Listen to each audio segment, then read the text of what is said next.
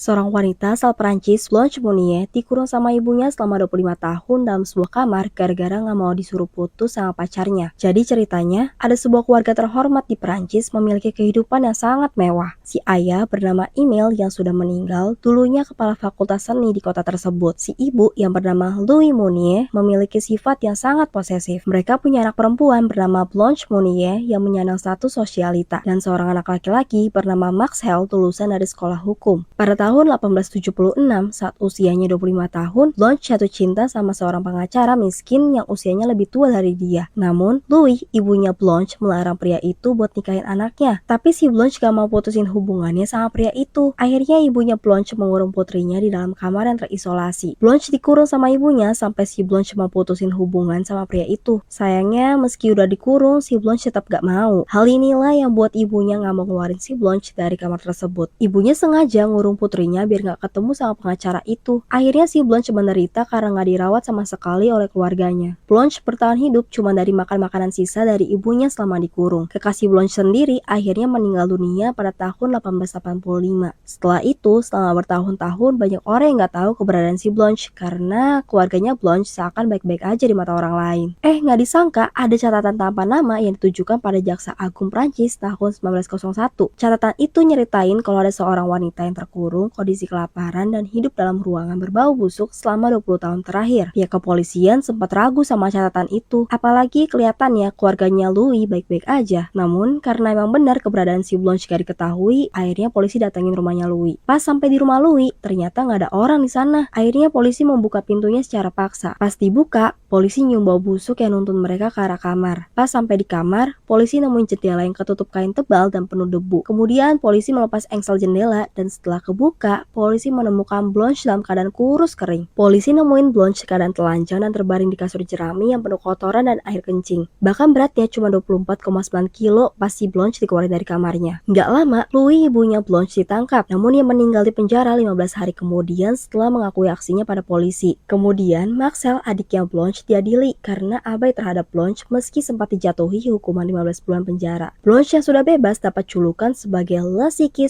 de Puige atau si gadis terkurung dari Puige. 16 tahun setelah bebas dari kurungan, Blanche meninggal pada 1913 di rumah sakit jiwa di Blois, Prancis. Kisah ini sangat tragis sekali ya. Semoga tidak ada aksi seperti ini lagi.